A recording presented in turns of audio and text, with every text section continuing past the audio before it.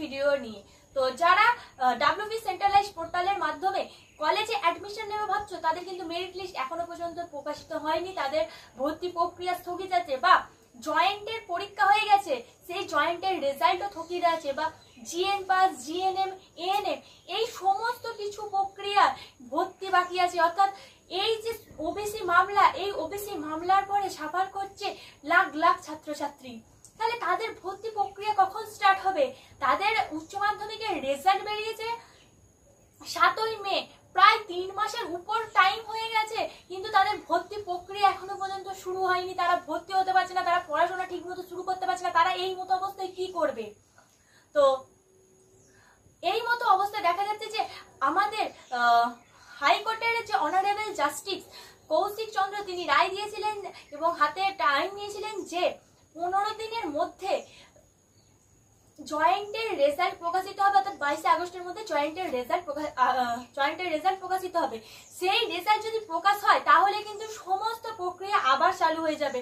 অর্থাৎ সেটা WB centralise পোর্টালে ভর্তি হোক, জিএন পাশে ভর্তি হোক, এএনএম এ ভর্তি হোক, জিএনএম ভর্তি হোক, সমস্ত রকম যে সমস্ত প্রক্রিয়া আটকে আছে ওবিসির জন্য, সমস্ত রকম প্রক্রিয়া কিন্তু চালু হয়ে যাবে। কিন্তু এখানে দেখা যাচ্ছে যে আমাদের শিক্ষামন্ত্রী ব্রাত্য বসু তিনি সাংবাদিক বৈঠকের মাধ্যমে জানিয়েছেন যে তিনি হাইকোর্টের রায় মানতে চাইছেন না। দেখা যাচ্ছে যে তিনি হাইকোর্টের রায় না মেনে তিনি কিন্তু সুপ্রিম কোর্টে আবার অ্যাপিল করছে। তো যদি আবার সুপ্রিম কোর্টে অ্যাপিল করা হয় তাহলে সুপ্রিম কোর্টে যতদিন না পর্যন্ত ওবিসির এই রায় প্রকাশিত হচ্ছে, একটা নির্দিষ্ট ফলাফল ঘোষণা হচ্ছে, ততদিন কিন্তু সমস্ত কিছু প্রক্রিয়া আটকে থাকছে।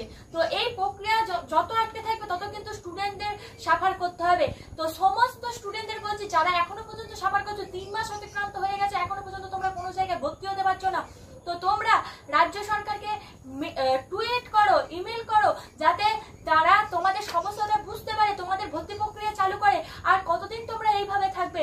তো তোমরা এইবার টুইট করতে আরম্ভ করো এবং তার সাথে সাথে তোমরা যে নিয়ে পড়বে ভাবছো সেই পড়াশোনা পাশাপাশি শুরু করে দাও। কারণ তোমাদের হাতে টাইম কমে আসছে। তোমাদের ভর্তি প্রক্রিয়া ডিলে হলে তোমাদের পরীক্ষার যে টাইম সেটা কিন্তু কমে আসছে, কারণ সেই টাইম কিন্তু একটা নির্দিষ্ট টাইম পর্যন্ত পেছোতে পারে, খুব বেশি যে পেছোবে তেমনটা নয়।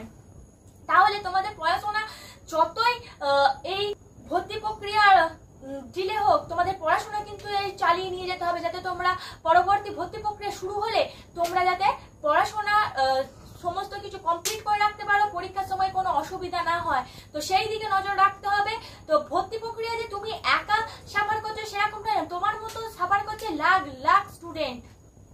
তো আশা করি তোমরা বুঝতে পারছো যে এই মতো অবস্থায় তোমাদের অবস্থাটা কি হয়েছে। তো তোমাদের সেই উদ্দেশ্যে বলছে তোমরা রাজ্য সরকারকে টুইট করতে থাকো, যাতে তোমাদের এই যে ওবিসি মামলা তার শুনানি খুব তাড়াতাড়ি হয়, যার ফলে ভর্তি প্রক্রিয়া তাড়াতাড়ি হয়। তো আপাতত এখান থেকে বোঝা যাচ্ছে যে তোমাদের 22 আগস্টের মধ্যে যে ফলাফল জয়েন্টে প্রকাশিত হবে বলেছে, সেই ফলাফল প্রকাশিত হচ্ছে না।